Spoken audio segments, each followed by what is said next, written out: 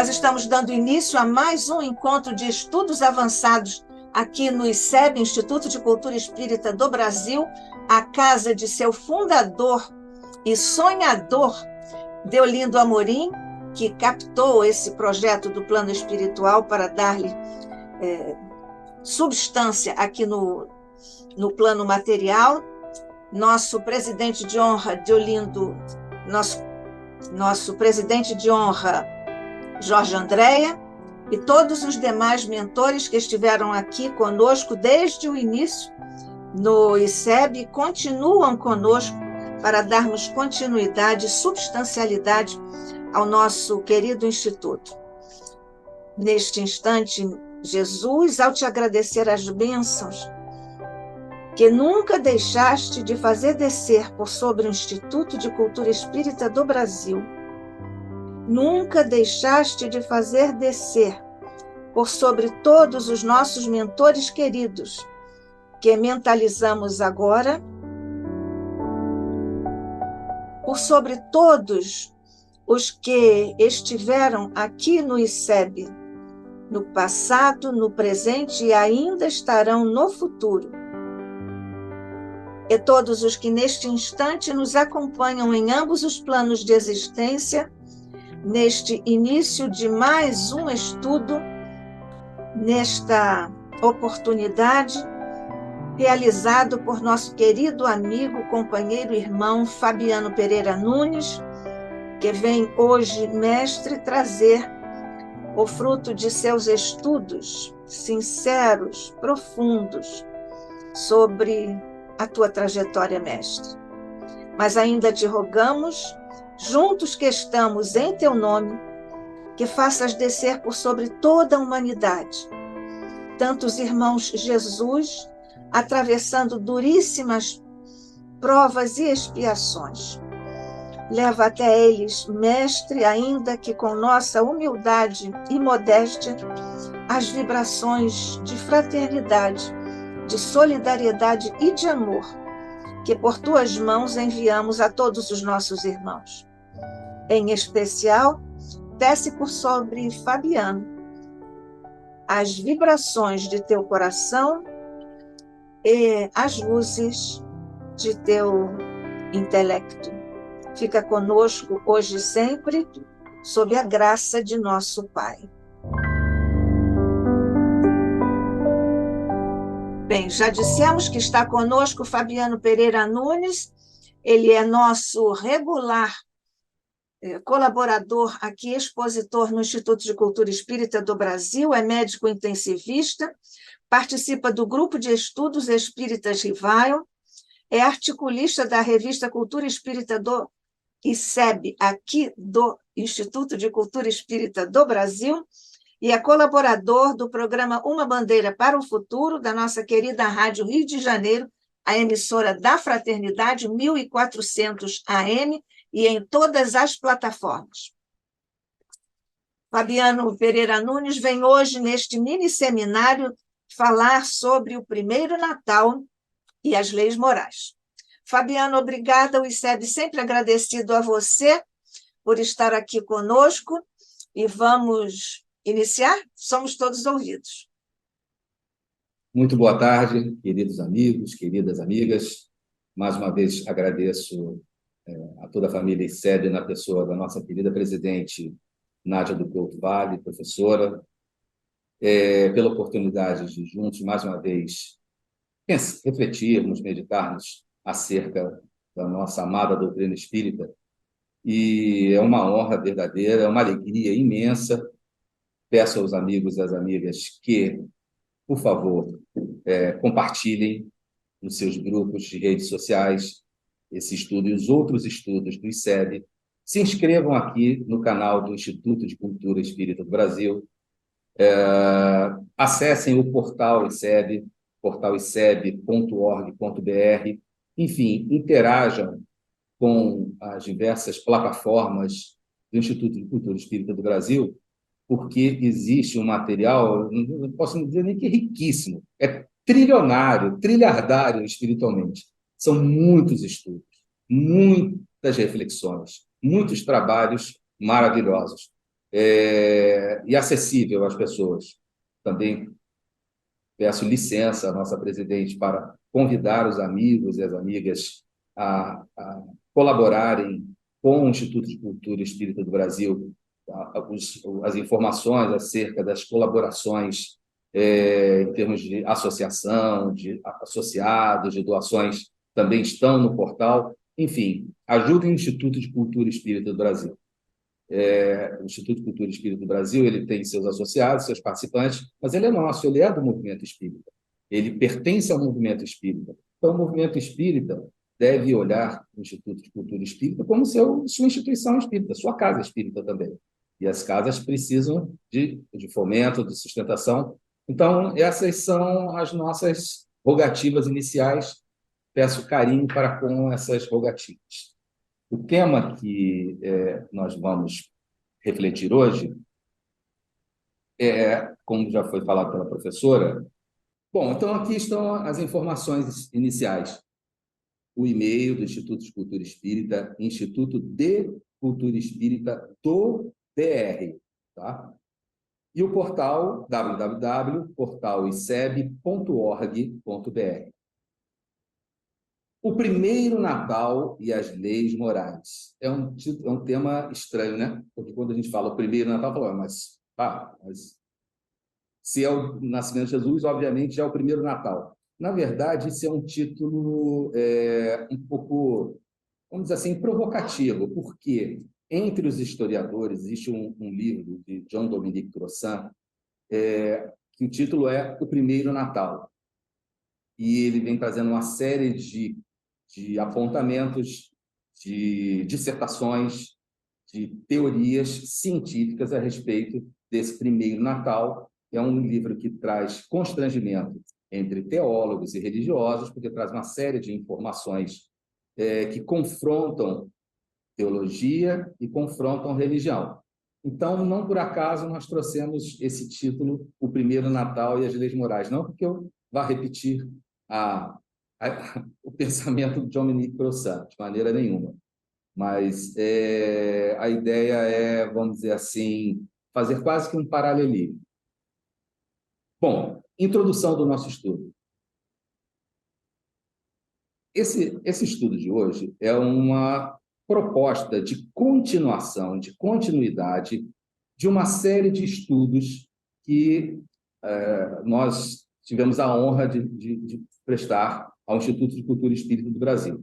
Esses estudos, eles versavam sobre o Jesus dos historiadores versus o Jesus de Allan Kardec.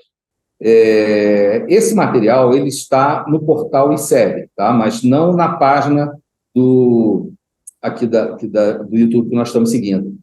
No outro canal do ICEB, mas no portal vocês também podem ter acesso. Esses estudos eles estão aqui, portal ICEB 6331. Esse aqui é um outro canal do YouTube, onde alguns estudos ainda estão ali armazenados. youtube.com/portal ICEB 6331. E ali nós podemos encontrar... Desculpe, Fabiano, e nós entramos também pela TV ICEB, né? Sim, sim. E também está lá na própria página do portal iceb.org.br. Esses estudos, eles buscaram mostrar a interface entre a doutrina espírita e as ciências históricas. Mostrar também a interface entre a filosofia espírita e a teologia. Buscamos levantar questionamentos se o espiritismo faz teologia na definição mais comum da palavra teologia. Refletimos sobre a questão de o espiritismo poder ser definida como uma denominação cristã de acordo com a tradição bíblica, ou seja, de acordo com a Bíblia, é o espiritismo uma denominação cristã? Isso foi objeto das nossas modestas reflexões. E, obviamente, tentamos meditar sobre quem é esse Jesus de Allan Kardec. De onde emerge esse pensamento, o Jesus de Allan Kardec? Esse Jesus de Allan Kardec, ele é apreendido nos 33 livros, textos, separatas, opúsculos, publicados por Allan Kardec de 1857 a 1869. Alguns foram condensados, agrupados, outros não temos mais disponíveis, mas nós temos 23 obras, de 400 a 500 páginas, em média, obras doutrinárias fundamentais. E ali nós encontraremos quem é esse Jesus de Allan Kardec. Nos nossos estudos, no nosso último estudo, nós buscamos apresentar de uma forma sintética dessa maneira. Não conseguimos adentrar nesse Jesus que emerge dessas 23 obras doutrinárias fundamentais. O ser humano que se pode imitar, o espírito da primeira ordem da escala espírita, o espírito de verdade, diretor espiritual do planeta Terra, o mestre de todos nós e o guia de Allan Kardec. Nós começamos no estudo passado próximo, no primeiro semestre de 2023, analisando algumas questões acerca do ser humano que se pode imitar. Então, o estudo de hoje é uma continuação dessa análise do ser humano que se pode imitar. Justificativa do estudo de hoje. Justificativa para o estudo de hoje. Nós trouxemos aqui a seguinte justificativa. Lá no Livro dos Espíritos, questão 627, Allan Kardec apresenta a seguinte questão. Uma vez que Jesus ensinou as verdadeiras leis de Deus, qual a utilidade do ensino que os Espíritos dão? Terão que nos ensinar mais alguma coisa? Então, muitas denominações cristãs dizem, ora, tudo que precisa ser aprendido já está ali no Novo Testamento. Então, não existe nada no Novo Testamento de diferente, basta ler o Novo Testamento. É um questionamento absolutamente pertinente. E a resposta da questão 627 é: Jesus empregava a miúde, muito comumente, na sua linguagem, alegorias e parábolas. Os ensinos de Jesus, eles estão numa forma poética, com simbolismos, com alegorias. As pessoas muito inteligentes e que querem desenvolver a inteligência das outras pessoas, querem libertar as algemas da inteligência de quem tem dificuldade de pensar, dificuldade de raciocinar, se utiliza sempre de histórias, de alegorias, de parábolas, de símbolos, para que a pessoa comece a pensar, porque através do pensamento, do exercício da imaginação, através da criação mental de histórias, de ideias, de imagens, as algemas da inteligência são rompidas, a pessoa consegue romper as algemas da inteligência. Então, Jesus usava fartamente uma linguagem que Allan Kardec diz era muito forte, com cores vivas, para justamente fazer assim, ó, a nossa cabeça sacudir, tirar aquela poeirada, aquele monte de preconceitos e conseguir pensar livremente.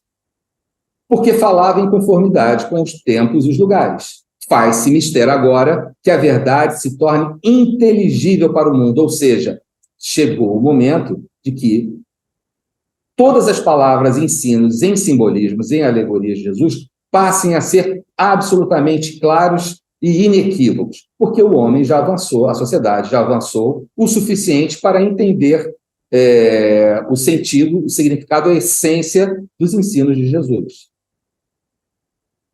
Muito necessário é que aquelas leis sejam explicadas. Então, as leis morais ensinadas por Jesus, elas precisam ser explicadas e desenvolvidas. Tão poucos são as que as compreendem e ainda menos os que as praticam. Sim, nós temos quantos milênios de cristianismo? 2000 anos de Jesus.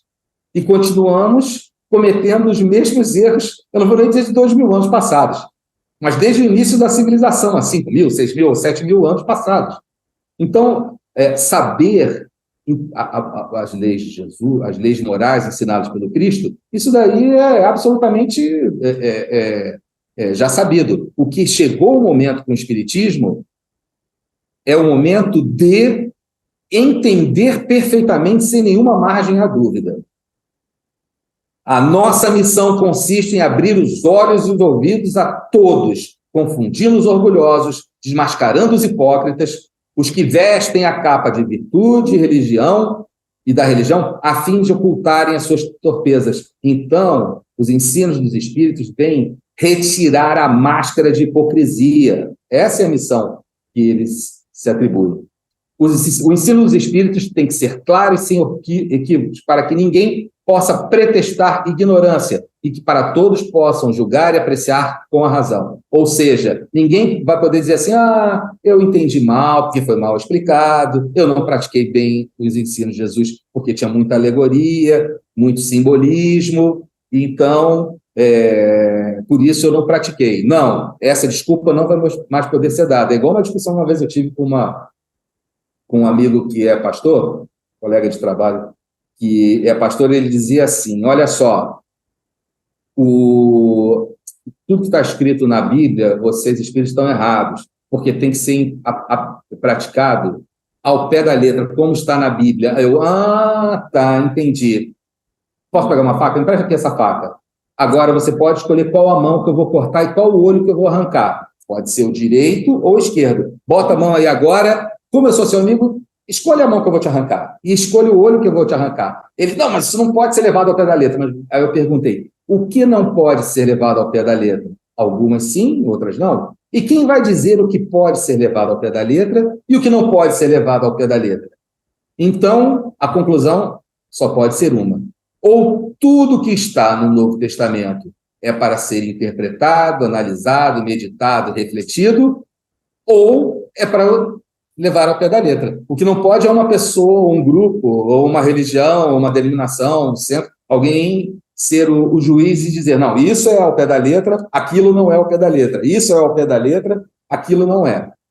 Ou tudo é interpretado, ou tudo é praticado ao pé da letra. Então, a lógica diz que não se pode levar ao pé da letra, e sim extrair a essência moral e espiritual desses ensinos. E os espíritos dizem que eles têm essa incumbência, colocar o cristianismo no seu verdadeiro sentido e significado, porque as leis foram de Jesus, que Jesus ensinou, que são as leis de Deus, foram falseadas, foram deturpadas, porque ela é uma lei só de amor e caridade. E o objetivo do nosso estudo? O objetivo do nosso estudo tem que ser o objetivo da própria doutrina espírita, que é essencialmente e exclusivamente a nossa reforma, o nosso aprimoramento. Então, vamos começar aqui as nossas reflexões.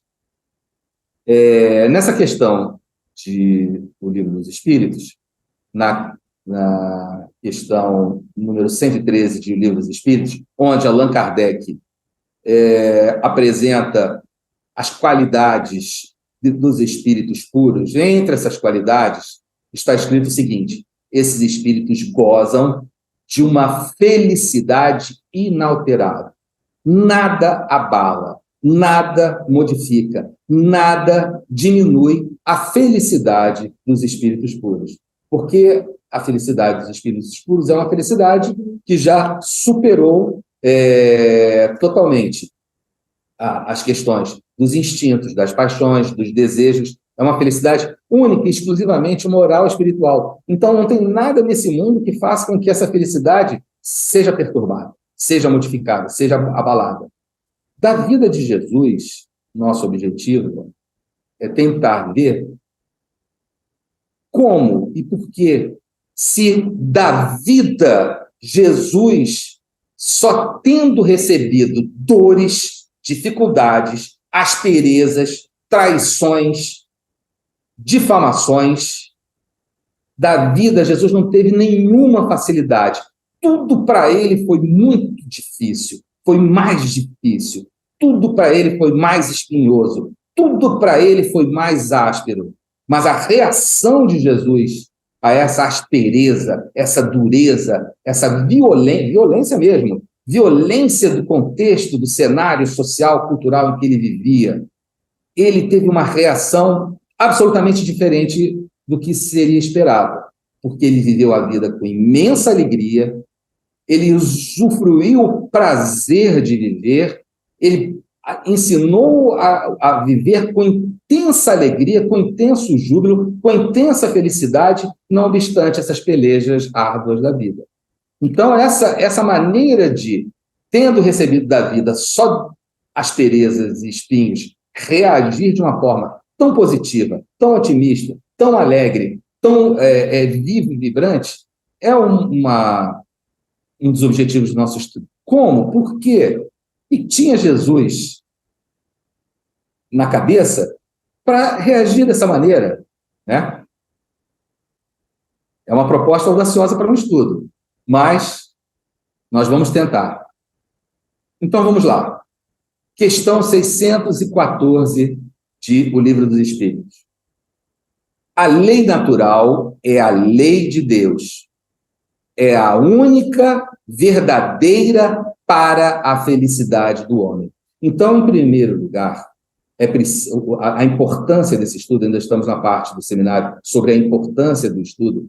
A importância do estudo é descobrir como Jesus foi tão feliz, teve tanto prazer existencial através do gozo das leis de Deus, das leis naturais, porque a única forma de ser feliz é vivendo de acordo com as leis de Deus, é vivendo de acordo com a lei natural. Agora, é importante fazer uma diferenciação. Tem aqui o pessoal que está começando na doutrina espírita aqui em casa, por isso, de vez em quando eu olho para o lado, tá? É o seguinte, quando existe algo complexo, nós temos que dividir em pequenas coisas simples. Eu não me lembro qual foi o filósofo que preconizou isso, ou se foi um matemático, mas as leis, a lei de Deus é uma lei única. Nós, homens, é que a dividimos para melhor compreendê-las. Então, a lei natural, a lei de Deus, são todas as leis. Todas as leis têm uma causa primeira.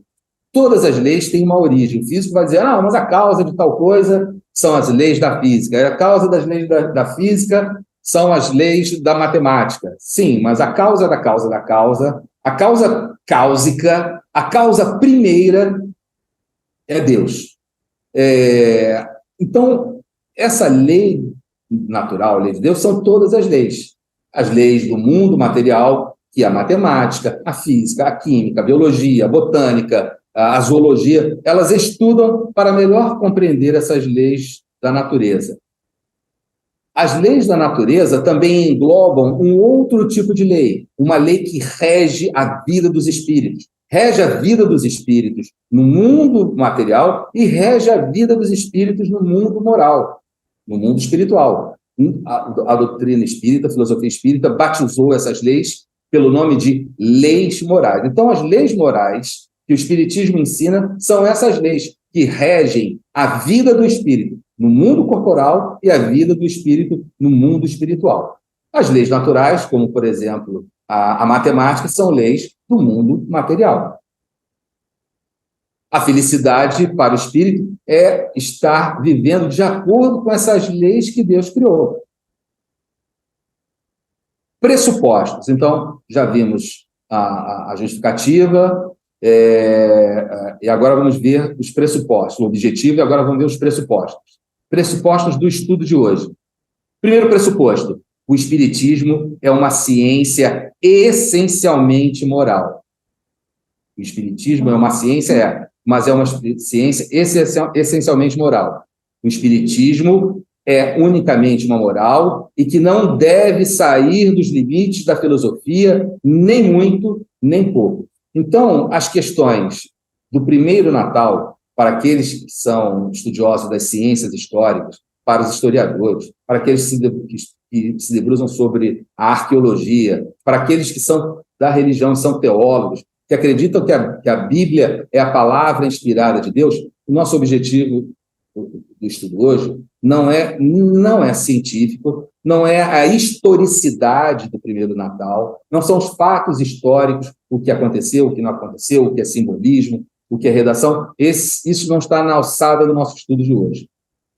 Assim como os aspectos teológicos também não estão na alçada do nosso estudo de hoje.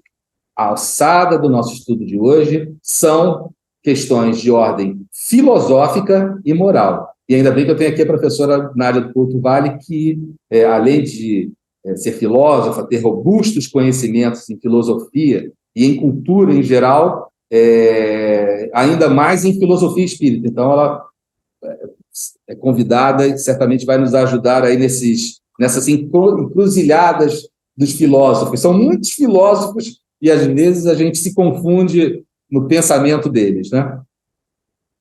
A qualidade essencial do espiritismo de doutrina filosófica moralizadora. Doutrina, um conjunto de leis e princípios que, pela sua importância e gravidade, devem ser divulgados, devem ser difundidos. Filósofo, amigo da sabedoria, amante da sabedoria, aquele que busca a sabedoria. Vamos abrir já o primeiro parênteses a respeito do primeiro Natal, mas não só o primeiro Natal. Todos os natais de Jesus, todos os nascimentos de Jesus. Quem gosta de filosofia e se debruça sobre o Novo Testamento fica muito interessado nas questões filosóficas do Novo Testamento, porque tem até aqueles que estão teorizando, porque Jesus estudou ou conheceu os estoicos, estudou o cristicismo, o estoicismo, etc. Mas esse paralelismo ele tem algumas falhas. A sabedoria apresentada por Jesus, ela é muito fácil de compreender, ela é mais complicada de praticar, mas ela é fácil de compreender. Ela se baseia em 3 fundamentos: prudência, previsão e provisão. Prudência, pensar muito bem antes de agir. Pensar 2, 3 vezes antes de agir. Só agir depois que tiver pesado as causas e as consequências, os efeitos nas outras pessoas. Tomar a prudência, a previdência.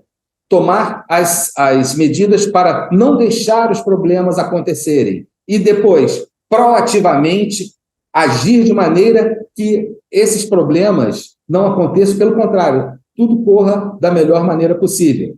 Por exemplo, olha, disse Jesus, quando você for construir uma casa, não constrói a casa, veja bem, eu passei para o português da Tijuca as palavras do Novo Testamento, tá? Quando você for construir uma casa, não constrói na areia, e quando vierem as intempéries, ela vai ser derrubada. Construa sobre a rocha, e quando vierem as intempéries, a casa não vai ser derrubada.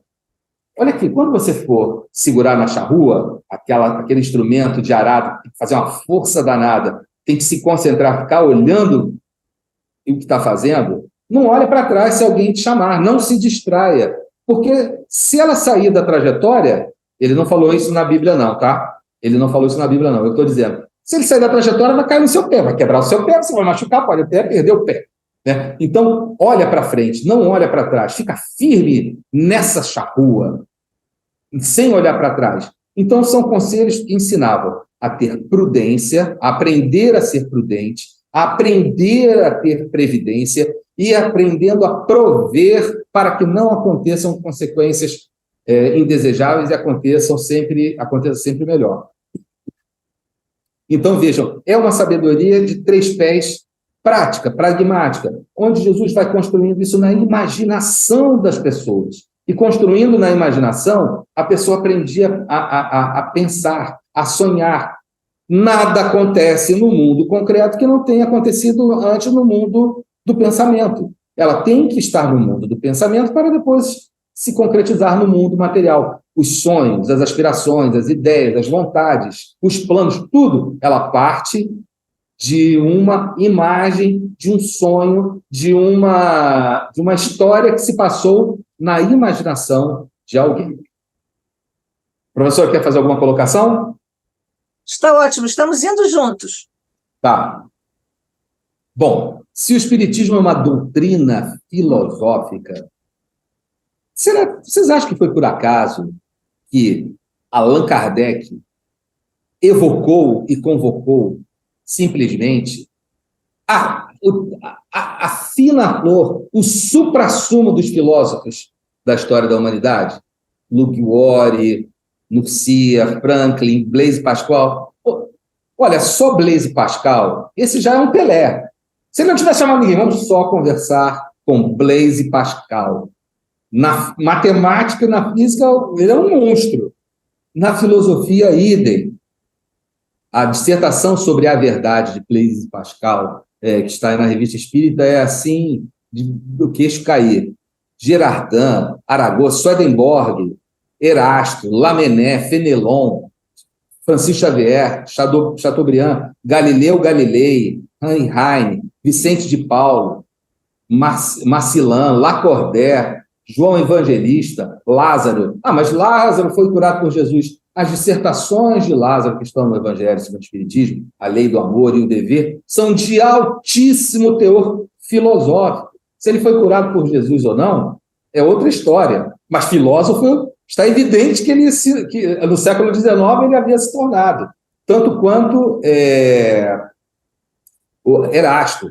As dissertações filosóficas de Erasto são de elevadíssima filosofia. Paulo de Tarso, Platão, Hahnemann. Mas Hahnemann, o negócio dele era ciência e filosofia. Hahnemann, mesmo esses espíritos filósofos, Allan Kardec questionou. Allan Kardec é chamado na França de fundador da filosofia espírita, de filósofo. Interpretar o pensamento do espírito de verdade, interpretar o pensamento desses filósofos, teria que ter sido por Allan Kardec. Veja, Allan Kardec reuniu e agregou, eles foram atraídos para a encarnação de Allan Kardec. Quando ele estava encarnado, ele atraiu para si essa quantidade gigantesca de filósofos e pensadores, porque na Terra ele era o homem que conseguia interpretar o pensamento, até de discordar do pensamento desses filósofos, como ele discorda, por exemplo, de Lázaro. Lázaro, ele apresenta uma explicação sobre os instintos morais e instintos materiais. Allan Kardec apresenta a sua divergência e depois Lázaro corrige a sua visão a respeito dos instintos morais e as novas mensagens são, inclusive, publicadas em O Evangelho segundo o Espiritismo, como, por exemplo, a Lei de Amor. Vicente de Paulo, também, ele tem uma mensagem sobre a caridade. Allan Kardec faz uma edição sobre essa mensagem, muda o título para A Piedade e transforma num texto sobre a piedade, publica em O Evangelho segundo o Espiritismo. Então, Hahnemann também, ele defende a ideia de que a medicação, ele traz conceitos filosóficos que estão na Revista Espírita sobre a saúde e a doença, mas também apresenta a ideia de que a medicação homeopática poderia influenciar na maneira de pensar, no nível mental, como os homeopatas mesmo dizem. E Allan Kardec diz que não, no nível mental, nada pode atuar, apenas endogenamente, apenas o espírito consegue, porque o pensamento é um atributo do espírito. Então, é o espírito que consegue mudar o pensamento, nunca uma medicação exterior. E por aí vai Sócrates e Platão. Sócrates tem mensagens publicadas em O Evangelho, em O Livro dos Médiuns. Então, vejam, se o espiritismo é uma doutrina filosófica, os espíritos que vieram, que foram evocados por Allan Kardec, consultados e confrontados, são espíritos ligados à filosofia. Então, as dissertações que encontramos são dissertações filosóficas, mas é uma filosofia diferente, que é uma filosofia moralizadora, e mais do que uma filosofia moralizadora. Bom, sobre o primeiro Natal e o livro terceiro, a parte terceira de O Livro dos Espíritos. Só para recordar aqui ao pessoal que estaria assistindo pela primeira vez, o Espiritismo trata da natureza, origem e destino dos espíritos. Isso está na parte primeira de O Livro dos Espíritos. Trata das relações desses espíritos com o mundo corporal, parte segunda de O Livro dos Espíritos. Então, dessa ciência espírita, se edifica uma filosofia de uma ciência, a filosofia espírita. A filosofia, a moral e a religião espíritas estão na parte terceira e na parte quarta de O Livro dos Espíritos. A filosofia moral aqui na parte terceira e, vamos dizer assim, a religião filosófica, que é o espiritismo, na quarta parte de O Livro dos Espíritos. Então, a terceira parte de O Livro dos Espíritos, que vai ser também desenvolvida em O Evangelho segundo o Espiritismo, elas estão em O Livro dos Espíritos nessa ordem por uma forma didática. Por quê? O Espiritismo ele é prático, ele é pragmático. As informações... Lembra que a gente viu a pergunta do Livro dos Espíritos que diz, olha, ninguém pode dizer como pretexto assim, eu não entendi, eu não sei, eu não aprendi. Não, o Espiritismo não permite esse tipo de pensamento. Perdão, esse tipo de desculpa. A proposta do Espiritismo é, quando você lê uma obra espírita, terminada a obra espírita, você não pode dizer a seguinte frase, não entendi porque estava complicado. Você pode dizer assim, mas a pessoa pode ter sua dificuldade. Veja, na Revista Espírita, Allan Kardec relata o caso em Lyon de um grupo de operários, eram pessoas muito pobres, analfabetas, onde uma pessoa lia para eles o Livro dos Espíritos.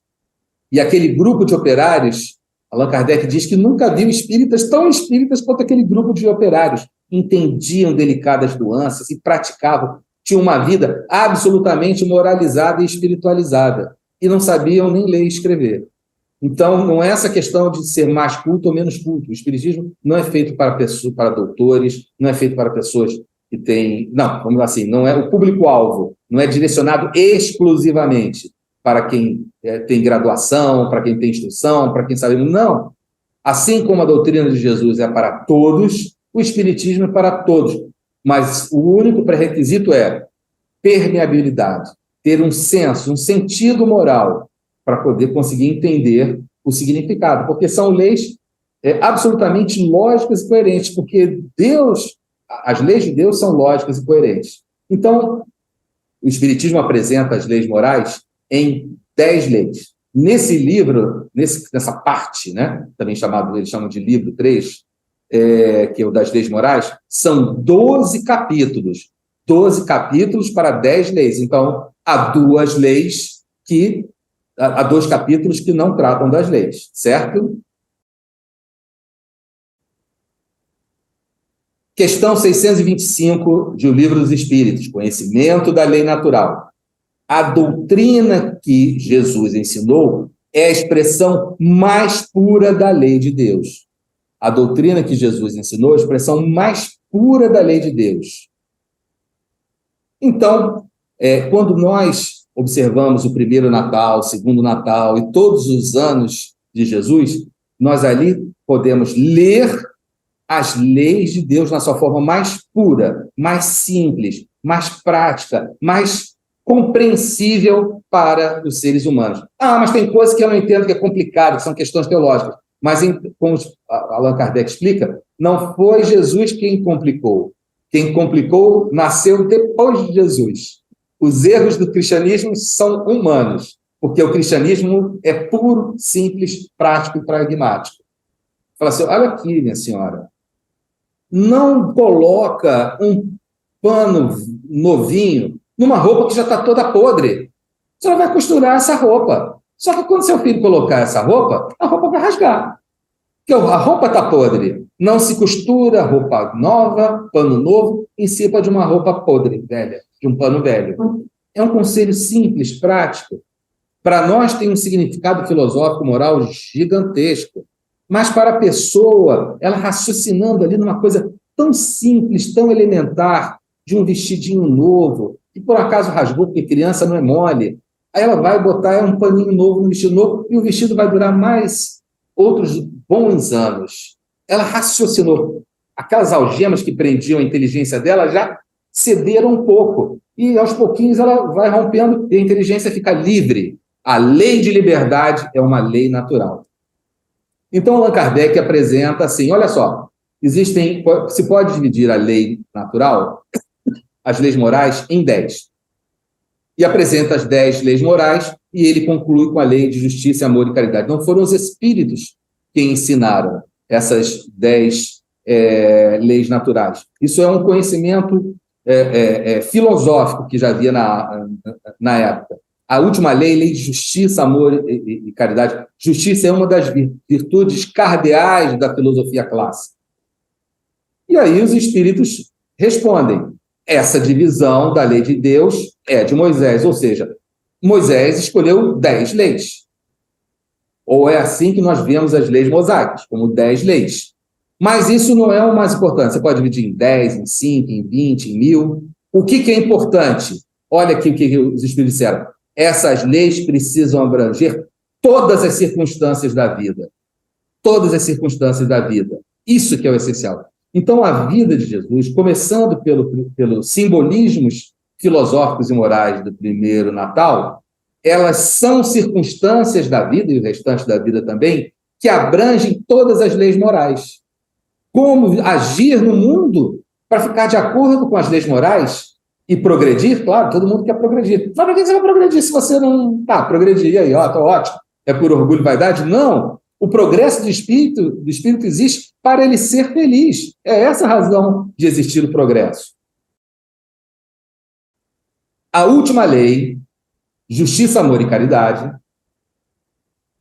é a mais importante, porque por ser a que faculta o homem adiantar-se mais na vida espiritual, visto que ela resume todas as outras.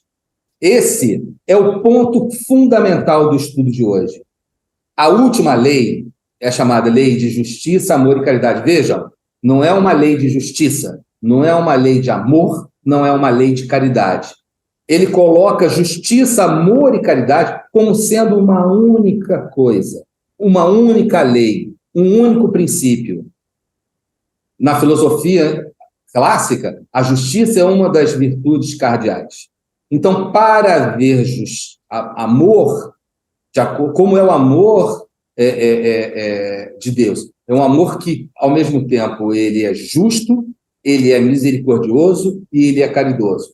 Por isso que o Código Penal da vida futura é um Código Penal de acordo com a lei de justiça, amor e caridade. Como é o Código Penal da vida futura? O espírito, ele primeiro precisa se arrepender. Depois ele precisa expiar. E por último ele precisa compensar. Arrependimento, expiação e reparação. Esse é o Código Penal da vida futura. Porque se o espírito não se arrepender, ele vai voltar a cometer os mesmos erros. Se ele não passar pela expiação, ele não vai saber exatamente o que é sofrer o que ele fez o outro sofrer. Então ele pode até dizer assim, não, mas eu não entendia muito bem qual era o mal que isso causava. Não, ele vai ter que passar por uma situação semelhante, não é exatamente igual, mas semelhante, de maneira que ele possa um dia dizer assim, não, eu sei muito bem o que é passar por essa situação, então eu não quero que mais ninguém passe. Mas o espírito ainda precisa reparar o dano que ele causou. Então esse é o sentido da lei de justiça, amor e caridade. Arrependimento, expiação e reparação. Mas tudo voltado para o progresso, porque a caridade tem o poder de provar o arrependimento, de transformar a expiação numa prova e de reparar o dano causado a outra e até compensar com juros e correção monetária, como se diz nos dias de hoje. Então, essa lei, a 10ª lei, que é a lei de justiça, amor e caridade, ela resume todas as outras. Então, está aí nosso Jesus olhando para as leis naturais. Então, nós já vimos isso. A lei é lei porque Deus criou, é assim, e não perguntou a ninguém. Então, nós temos que seguir essas leis. Ela é dividida em leis naturais e em leis morais. Agora, veja, por que Allan Kardec separou dessa maneira? Ele agrupou de uma maneira didática, para que as pessoas possam ler o Livro dos Espíritos sabendo onde encontrar cada um dos tópicos. E, ao mesmo tempo, na cabeça, ela possa agir sempre pensando assim, eu conheço a lei natural, eu sei mais ou menos quais são elas. E eu consigo não só encontrar no Livro dos Espíritos, mas eu consigo meditar acerca dessas leis. Vamos lá. Questão 617, sobre as leis. Essas leis morais, elas dizem respeito às obrigações. A lei de Deus, ela tem a seguinte diferença. Ela relaciona direitos e deveres.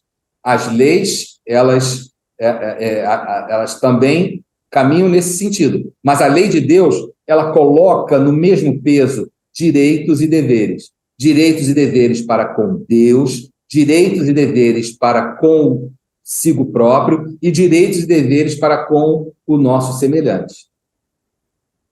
Os ensinos de Jesus, eles estão sempre ajudando didaticamente a criatura a pensar nisso.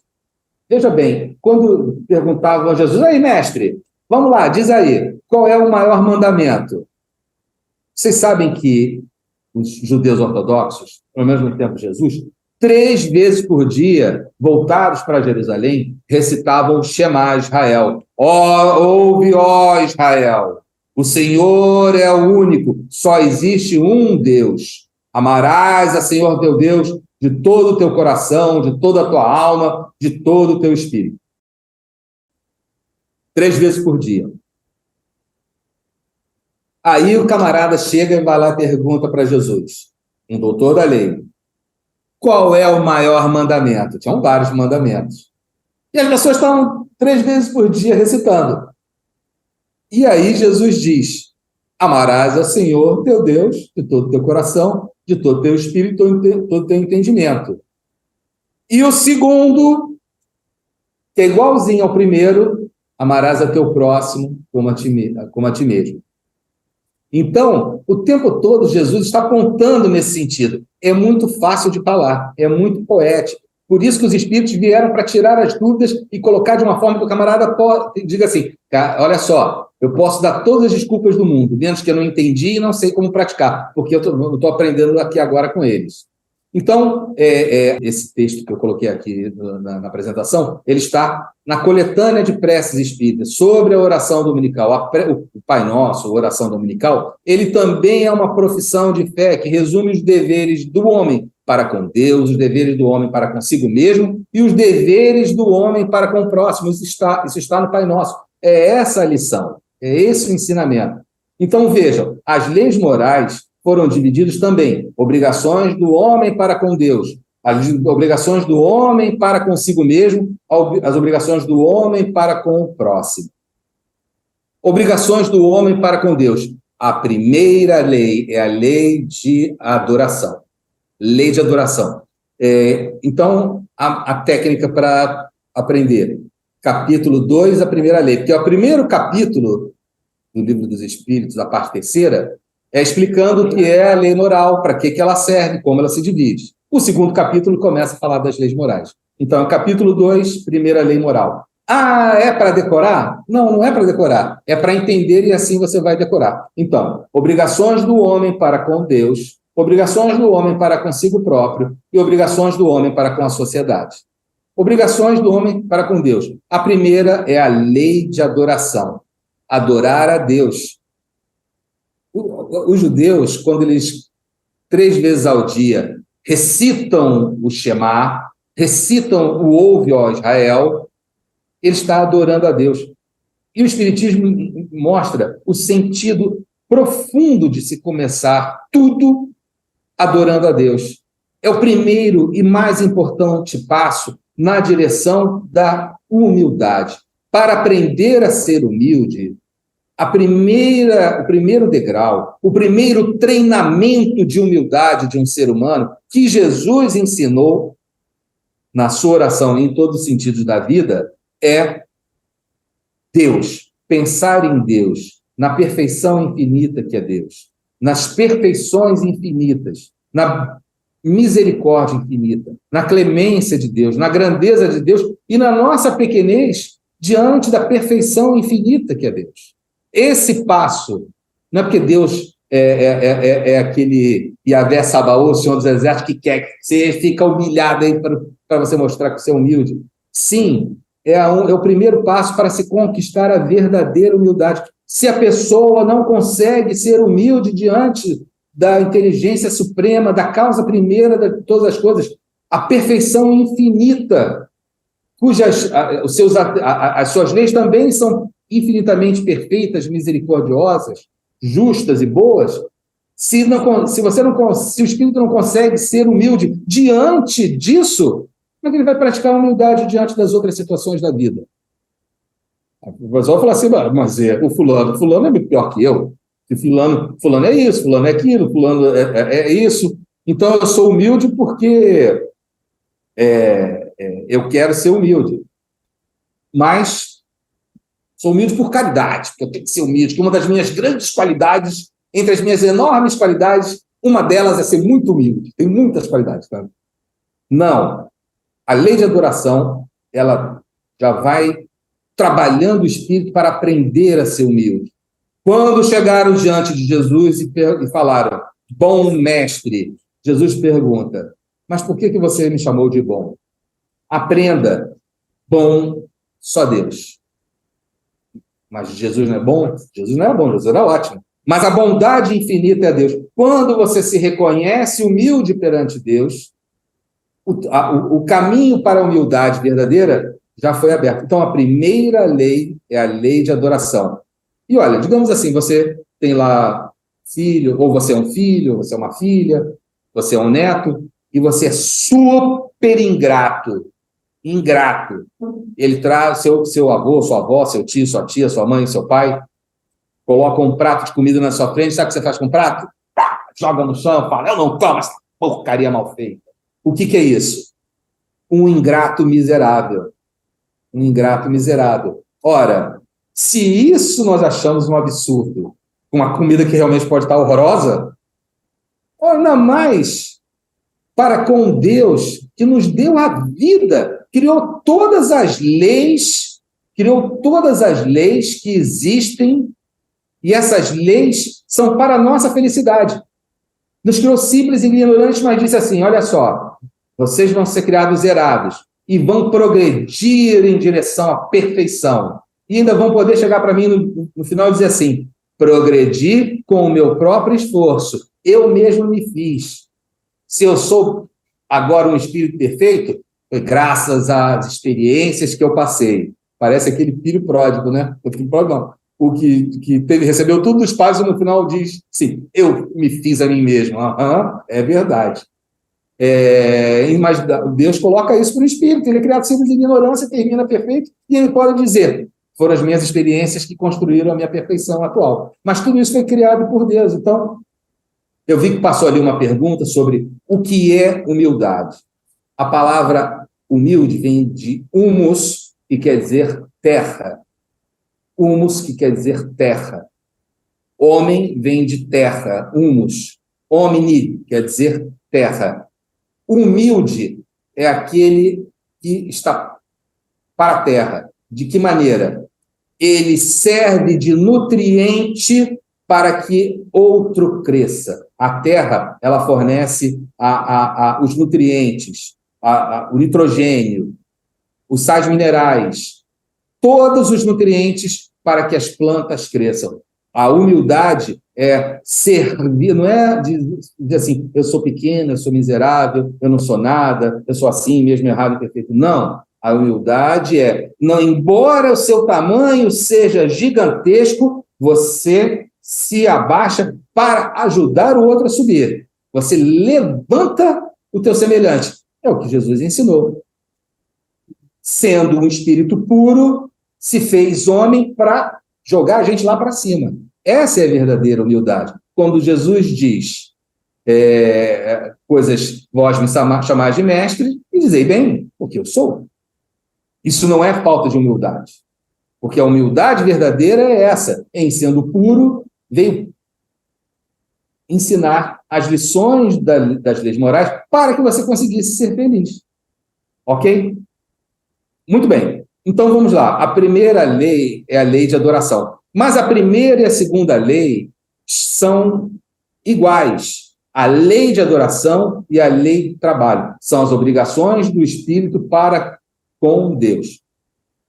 Como assim a lei do trabalho? Não adianta a lei de adoração sem a lei do trabalho. Isso está desenvolvido também em O Evangelho segundo o Espiritismo, nos capítulos Pedi, obtereis, onde Allan Kardec diz o seguinte, esta passagem, pedi, obtereis, não pode jamais ser dissociada de outra. Ajuda-te e o céu te ajudará. Porque a lei do trabalho é uma lei da natureza, é uma lei de Deus. Então, aprendemos com a filosofia espírita que o instrumento que Deus se utiliza para ajudar ao homem é o próprio homem. É o ser humano que ajuda o outro ser humano. Os seres humanos no mundo material no mundo corporal, e os seres humanos no mundo espiritual. Então, a lei de Deus é essa. O homem é um instrumento utilizado por Deus para auxiliar o próprio homem. Homem e mulher, né? Ser humano, entendeu? Porque os espíritos não têm sexo. Então, a lei do trabalho faz parte da lei de adoração. Você vai orar? Vai orar. Caia do céu, Deus, caia do céu, caia. Não vai cair do céu, amigo. Levanta, anda, vai trabalhar. E no teu trabalho virão a inspiração, a intuição, a assistência dos bons espíritos, a assistência do teu anjo guardião, te aconselhando, orientando, confortando, encorajando, fortalecendo uma ação moral. Mas o trabalho é uma lei da natureza. Então, a obrigação do homem para com Deus, as obrigações estão aí nesses 2 capítulos. A adoração e o trabalho. Ajuda-te e o céu te pedir e obtereis. Mas ajuda-te e o céu te ajudará. Então, obrigações do ser humano para com Deus. As obrigações para consigo mesmo, de si para consigo. Essas 3 leis, elas são um resumo da vida humana. Primeiro, para estar na vida humana, na vida material, é preciso a fecundação. A terceira lei, lei de reprodução. No restante da vida, os seres têm uma série de instintos, né? E o que representa todos os instintos é o instinto de conservação. Então, a primeira lei é de reprodução, a segunda lei é de conservação, mas não adianta, todos os seres humanos são perecíveis. Então, a terceira lei é a lei de destruição. Então, entendeu didaticamente? Primeiro, reprodução. Nasceu, está vivo, conserva, mas não tem de onde fugir, vai morrer. Então, é reprodução, conservação, destruição. Primeira lei de Deus, adoração, a que está ligada a ela, trabalho. Obrigações para consigo mesmo, reprodução, conservação e destruição. Didaticamente está fácil? Com essa organização didática, lá no livro você já sabe onde estão as diversas questões que se apresentam. Aí apareceu assim, trabalho é qualquer ocupação, todo mundo trabalha. Do ponto de vista, Itamar, do ponto de vista do mundo, sim, mas não é a definição filosófica espírita, filosófica e moral. O espiritismo não é uma doutrina filosófica. Então, na filosofia espírita, o trabalho está lá na lei de trabalho, no capítulo, a segunda lei, que é o terceiro capítulo. O trabalho é toda ocupação útil. O trabalho é toda ocupação útil, ou seja, que produz o bem para alguém. Ou, se você quiser, está de acordo com as leis morais. Produz o bem em relação ao trabalho em si, para si mesmo e para o próximo. As obrigações para com Deus, para consigo, para com o próximo. Isso é ser útil. É produzir um bem. Produzir um bem para Deus, mas Deus não precisa de nada nós. O que um pai quer do seu filho? Ele quer que o filho cresça. Então, se você quer fazer alguma coisa para Deus, para agradar a Deus, progrida moralmente. Ele vai ficar super... são figuras de linguagem, tá? Uma metáfora. Vai ficar super feliz. Então, ocupação útil no sentido do progresso. Ocupação útil no sentido do próprio progresso. E a ocupação tem que ser útil ajudando o progresso dos seus semelhantes. Então, toda ocupação útil, filosoficamente, é trabalho. E é o que o espírito guarda para si. O trabalho que ele produz e que é capaz de ser útil para o mundo, para si mesmo e para o próximo, esse trabalho é patrimônio do espírito. Nada vai tirar dele. Nada nem ninguém. Ok? Então, agora, já vimos aqui lei de adoração e trabalho, obrigações para com Deus, reprodução, conservação e destruição, para consigo mesmo, para Deus, consigo mesmo, e agora para com o próximo. O ser humano, ele começou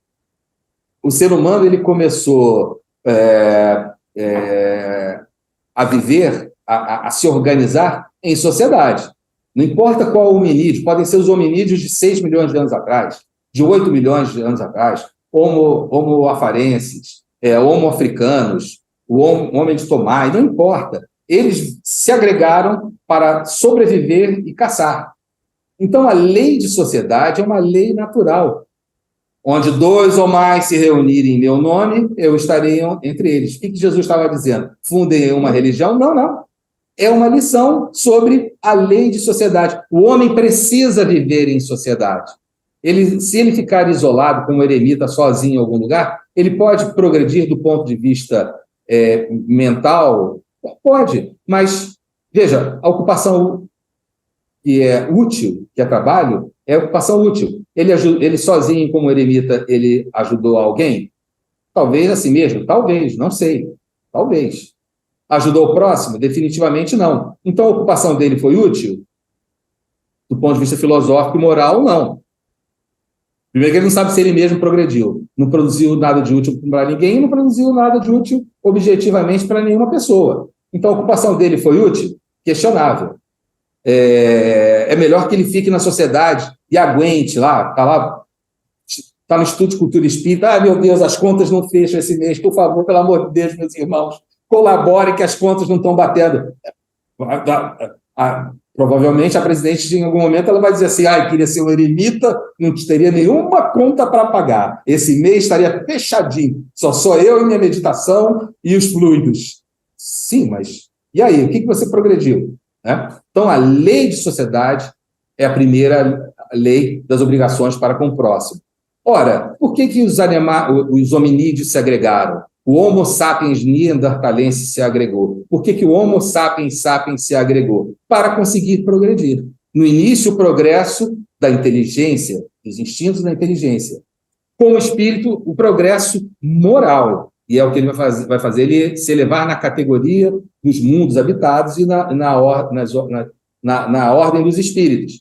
Então, os espíritos se agregam, nascem na mesma família, coabitam, convivem no trabalho para o progresso. Eles vivem em sociedade para progredir. É a lei do progresso. As outras duas leis, a lei de igualdade e liberdade. A lei de igualdade, vejam, o Livro dos Espíritos, embora toque no assunto de igualdade em diversas questões, inclusive da polêmica condição da igualdade das riquezas, sempre será uma abordagem moral, porque o espírito, hoje eu estou encarnado como rico, amanhã eu estou encarnado como pobre, hoje eu estou encarnado como mulher, amanhã como homem, hoje como brasileiro, amanhã como europeu, americano, africano, asiático. Então, quando a abordagem se refere à igualdade, é a igualdade no plano moral. E onde existe a igualdade no plano moral? É quando os espíritos são tratados igualmente do ponto de vista espiritual. Quando você olha uma pessoa, não por ela ser Vasco, Flamengo, Botafogo, Fluminense, mas por ela ser um espírito, filho de Deus como você, criado por Deus como você, que está seguindo a mesma jornada em busca da perfeição. Então, no velho jargão do povão, todo mundo no mesmo barco. Por isso que nós somos a lei de Deus é a lei de igualdade. Está todo mundo no mesmo barco. E mudando o ponto de vista em que se observa a vida, muda também totalmente o ponto de vista do que significa igualdade. E a lei de liberdade? Ora, só é possível viver em sociedade, só é possível progredir, só é possível haver igualdade se houver liberdade. Então eu vou sair pelado da rua. Não, não é essa liberdade, minha gente. É a liberdade de pensar, a liberdade de meditar, de divagar, de dissertar. O único lugar onde o ser humano é verdadeiramente livre é dentro do seu próprio pensamento. Eu posso ter aqui 100 policiais apontando uma arma e dizendo, não pense no azul. Aí eu vou dizer, eu não vou pensar no azul. No que eu estou pensando? Já pensei em não pensar no azul, então eu pensei no azul. Eu não vou pensar no azul, não vou pensar no azul, pensou no azul. Então, a única liberdade verdadeira para o mundo de expiações e provas é a liberdade no pensamento, é a liberdade do espírito. Agora, veja só, a liberdade, tanto a sociedade, progresso, igualdade, eles não são iguais nas mesmas categorias de mundo habitado. No mundo primitivo, a liberdade, a igualdade, ela está num nível primitivo. No mundo de expiações e provas, nos mundos regenerativos, nos mundos felizes, nos mundos celestes, os conceitos de sociedade, progresso, igualdade, liberdade são absolutamente diferentes.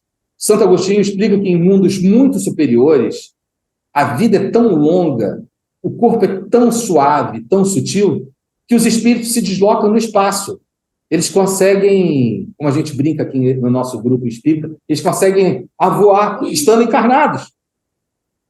Então, compare esse grau de liberdade de um mundo celestial com o grau de liberdade de um mundo de expiações e provas. Então, os conceitos que nós temos são relativos. Por isso, eles são apresentados na forma de conceitos, de premissas, de fundamentos filosóficos e morais, que depois a sua vivência, a sua experiência, a sua cultura vai agregar com exemplos e outros conhecimentos. Então, o Espiritismo ele vem ali para mostrar, na prática, como isso aí funciona. E a 10ª lei é a lei de justiça, amor e caridade. Agora, veja, Kardec pergunta, qual é a lei que define e resume todas as leis morais? Justiça, amor e caridade. Não, se eu, por exemplo, falo assim, olha aqui, Lucas, você está com muitas figurinhas e eu não estou com nenhuma. Então, por uma questão de justiça, me dá aqui só metade das suas figurinhas. Eu já te prejudiquei. Então, isso é justo? Para mim, sim. Mas para você é justo? Não. Para ele não é justo. A lei de Deus não é assim. A lei de Deus ela é absolutamente perfeita e infinita na sua justiça, no seu amor e na sua caridade. E todas as leis morais são maneiras de melhor entender essa lei de justiça, amor e caridade. Querem ver? Essa é a parte do estudo em que, depois, se a gente, quem estiver assistindo, esquecer tudo, pelo menos essa parte aqui não esqueça. Guarde essa no seu coração. A primeira lei não é a lei de adoração? A lei de adoração é a lei de amor, justiça e caridade. Eu vou chamar só amor, tá? Mas a lei é a lei de justiça, amor e caridade. A lei de adoração é a lei de justiça, amor e caridade. É o amor que busca Deus. A segunda lei, lei do trabalho, também é justiça, amor e caridade. É o amor que constrói. A terceira lei é a lei de reprodução. A lei de reprodução também é a lei de amor. É o amor que cria a vida. Lei de conservação. É o amor que sustenta. Lei de destruição. Reprodução, conservação, destruição. A lei de destruição também é a lei de amor. É o amor que renova e purifica. Sociedade. A lei de sociedade é o amor que auxilia e agrega. Lei do progresso. É o amor que eleva. Lei de igualdade. É o amor que irmana. Esse é o sentido da lei de igualdade. É a lei que irmana. Lei de liberdade. É a lei que respeita. Depois nós vamos conversar sobre as diversas situações da vida de Jesus. E a lei de justiça, amor e caridade, ela existe para levar o homem ao progresso, à perfeição, a unir a Deus, a se unir a Deus.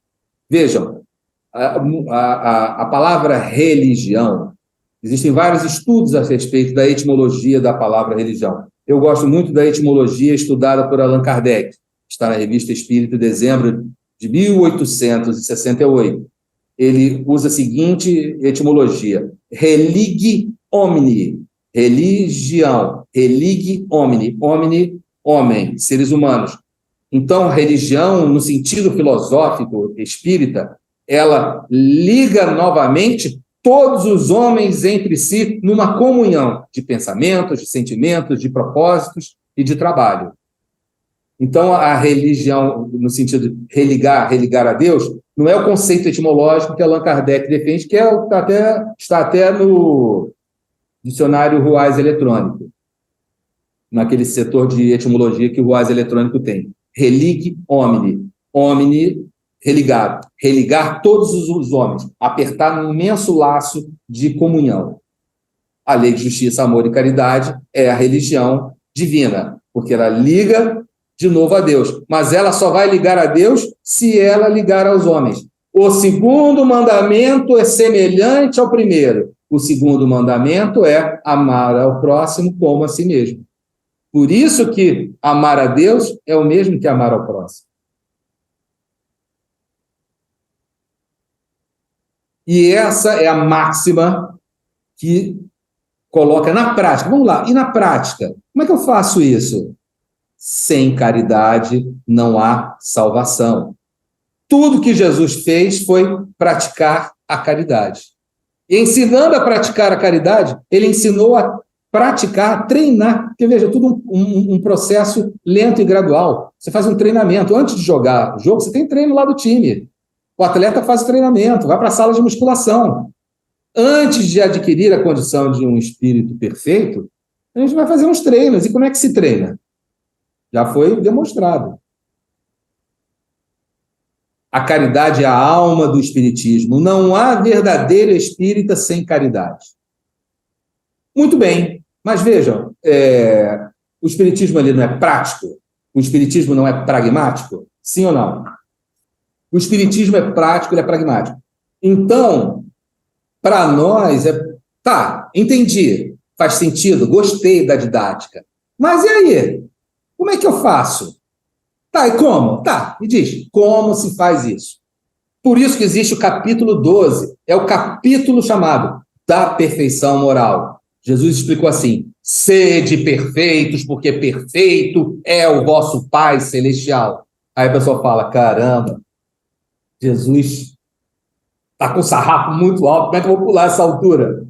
Mas qual é o sentido? É o mesmo de cortar a mão e jogar fora? É o mesmo de arrancar o olho? É o mesmo de passar um camelo numa agulha? Entendeu o sentido filosófico moral. Eu não vou responder isso, mas vou dizer o seguinte, vai lá na questão 886 de O Livro dos Espíritos. Qual o sentido da caridade? Como entendia Jesus? É o nosso amigo Itamar. 886 de O Livro dos Espíritos. Qual o sentido da caridade? Como entendia Jesus? A caridade, ela tem um sentido profundo. Aqui nós estamos falando assim, do dia a dia, né? Para nós que estamos ali acordando às 5 da manhã para chegar no trabalho às 7. Então, esse 10º capítulo ele é dividido em virtudes e vícios, das paixões, do egoísmo, caracteres do homem de bem e o conhecimento de si mesmo. Tudo é de suma importância. Mas, veja, entendendo o que são os instintos biológicos, instinto de conservação que pode ser dividido em reprodução, proteção, competição e sobrevivência, e outros, né? Esses são os grupos principais que podem ser subdivididos e que explicam, vou dizer assim, tá? 90% dos comportamentos de quem é um espírito da terceira ordem imperfeito, porque é como se fosse um barco à vela. O barco à vela é levado pelos ventos. E esses instintos são os ventos que levam o barco à vela. E o espírito que já está na segunda ordem, que é um bom espírito, ele já é um barco à vela, mas ele tem leme, ele sabe mexer no leme, no timão, ele muda a posição da vela. Então, em vez dele ser relevado pelos instintos, ele leva os instintos e chega aonde ele quer e não ao sabor do vento, não ao sabor dos instintos. E os espíritos da primeira ordem? Nem venta, ele é um barco movido a motor atômico, né? Energia atômica, ele pode ficar 2 anos navegando que não vai acabar o combustível. Tá? Ele não precisa de vento, ele vai sem vento, com o vento, apesar do vento, ele chega ao objetivo. Então, ele vai mostrando o que são os instintos, os desejos e os instintos e a vontade. Lá no Evangelho segundo o Espiritismo, os Espíritos dizem: a fé pode ser humana e pode ser divina. A fé divina é a vontade de querer. Então, como a vontade e o querer conseguem sobrepujar os instintos. E aí, no 5º capítulo, o conhecimento de si mesmo.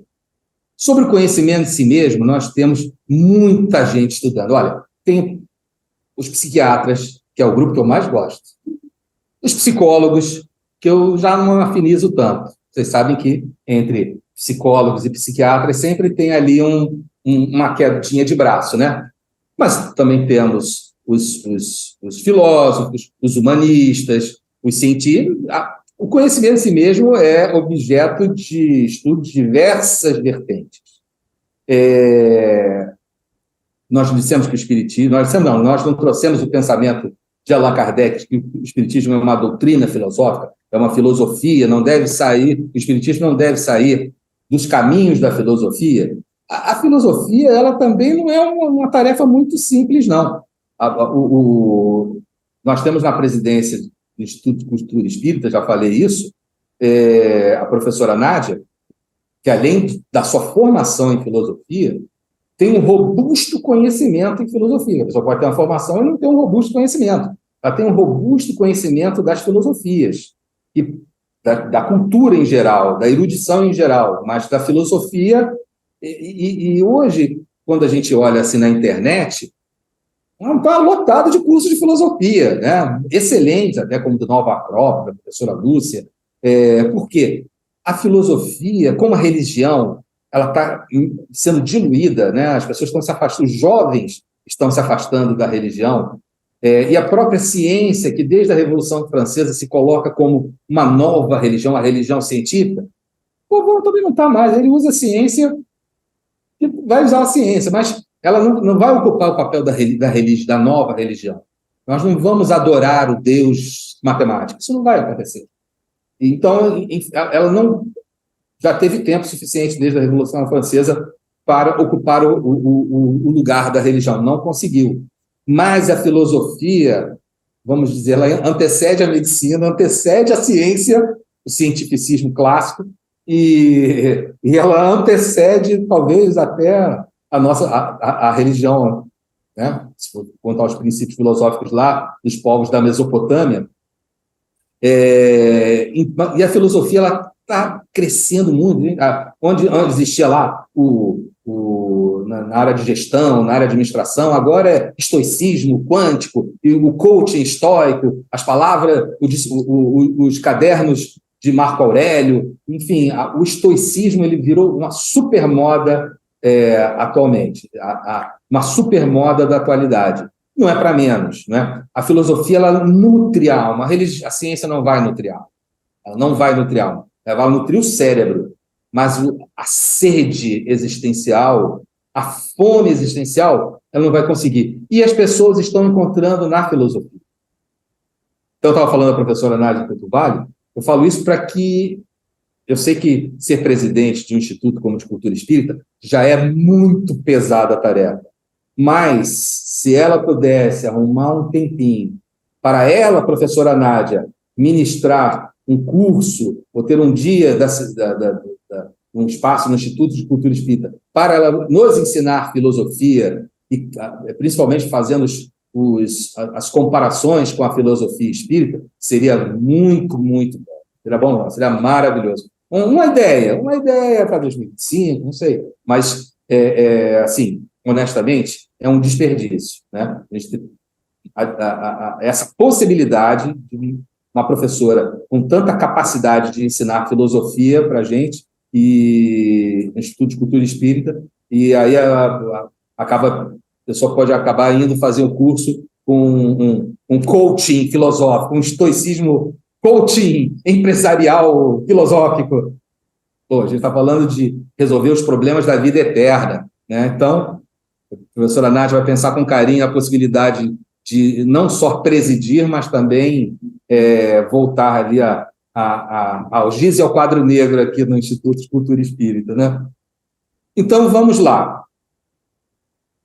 Nascimento da filosofia. A coisa é antiga, né, gente? Vocês já viram aí que começa isso da Grécia, porque, repetimos, existe a filosofia que veio da Mesopotâmia. Então, 600 anos antes de Cristo, já existiam os pré-socráticos, depois do período clássico, chamado socráticos, e no período helenístico vai de 323 até 144 e 6 a.C. Ele vai diminuindo, né, até chegar em Jesus. Então, tem lá, no período pré-socrático, Zenão, Parmênides, Xenófanes, Empédocles, Demócrito, Protágoras, Anaxágoras, Tales de Mileto, Anaximandro, Anaximenes. É muita gente pensando, muita gente. Sócrates foi tão importante que ele dividiu a filosofia em antes de Sócrates e depois de Sócrates. Mesmo aqueles que têm um pensamento filosófico contrário a Sócrates também são classificados como pós-socráticos. Sinto muito. Vocês podem ser contra, mas são pós-socráticos. Porque ele fez a divisão. Dividiu em antes e depois. E só dos seus discípulos. A gente só precisa falar de 2. 3, vamos lá. Platão, Aristóteles e Santo Agostinho. Não, acabou o jogo. Juiz apita e dá a taça. Realmente, a filosofia ela está muito bem embasada, a filosofia antiga. Mas qual é a diferença dos filósofos para o espiritismo? Os filósofos que desencarnaram e depois amadureceram as ideias do mundo dos espíritos. Como esses filósofos agiriam, viveriam aqui no mundo real, na vida cotidiana, no dia a dia das relações familiares, sociais e profissionais, etc. Se eles tivessem que pegar metrô, ou então tivessem que pegar trem, se esses filósofos aqui tivessem, Tales de Mileto, tivesse que pegar o BRT, que não tem nem mais porta, o cara fica pendurado pelo lado de fora do BRT. O BRT rodando e o cara pendurado assim, quase caindo do BRT. Como eles falariam e agiriam no mundo se tivessem que pegar a BRT todo dia? Então, esse é o grande diferencial. Os filósofos evocados, consultados, cujo pensamento foi interpretado por Allan Kardec, eles vêm trazer no complexo filosófico das 23 obras doutrinárias fundamentais, vem trazer como viver essa filosofia moral no dia a dia, nas diversas situações da vida, em todas as situações comuns do dia a dia. E ele culmina esse capítulo das leis morais com a chamada o conhecimento de si mesmo, que é o objeto do pensamento de psicologia, ciência, até engenharia, psiquiatria, mas na filosofia espírita ela é diferente, ela é específica, é para gente que fica pendurado no ônibus, no metrô, é quem está pegando o BRT. Allan Kardec questiona lá qual é o meio mais eficaz que o homem tem para se melhorar. Como é que eu faço para melhorar? Tá bom, já conheci todas as leis morais, entendi, concordo, ok, deu super certo na minha cabeça, funcionou, todo apoio. E como é que eu faço, na prática, para resistir ao mal e praticar o bem? Aí a resposta do espírito, um sábio da antiguidade falou, disse, conhece-te a ti mesmo. Parece que esse sábio da antiguidade teria sido Tales de Mileto, embora fosse uma inscrição que estivesse no templo de Apolo, em Delfos, o autor teria sido, olha o português que eu usei, teria sido Tales de Mileto. Mas aí Allan Kardec diz, beleza, muito bem, eu conheço, todo mundo sabe, é muito sábio, aplausos por essa sabedoria. Mas aí que está a dificuldade, conhece a ti mesmo, ele não falou isso, estou eu dizendo agora, a engenharia faz, a psicologia faz, a psiquiatria faz, o coaching faz. Até os filósofos disseram, olha, temos que viver na busca do bem, na busca do belo, na busca do perfeito. A busca do perfeito é o sentido existencial. A busca da verdade é a verdade em si. Lindo, concordo, bato palmas. Mas eu quero saber, e aí, como é que eu faço? A dificuldade é, qual o meio de consegui-lo? E aí ele evoca o espírito que escreveu uma obra que todo ser humano tem que ler. Confissões, de Santo Agostinho. Confissões de Cidade dos Anjos, né? Cidade dos Homens. Confissões de Santo Agostinho. Então, nesse diário pessoal de Santo Agostinho, ele vai apontar o método que ele usou para se conhecer E esse método, uma das maneiras de ver como ele aplicou e venceu nessa construção filosófica é nesse livro, Confissões de Santo Agostinho. O que Santo Agostinho fazia? No final do dia, ele repassava as obrigações dele para com Deus, para consigo mesmo, para com o próximo, em palavras, em pensamentos, em atitudes. Eu falo, mas isso... Não, veja, isso encerra uma gigantesca sabedoria, uma sabedoria assim, não, ilimitável, imensurável. Por quê? Quando você está num grupo de ajuda mútua, por exemplo, alcoólicos anônimos, jogadores anônimos, grupos que possuem compulsões, e são aqueles grupos de ajuda, eles nunca dizem assim, olha, eu nunca mais vou beber, nunca mais vou jogar, nunca mais vou usar substância química. Não. Qual é o método que ele usa?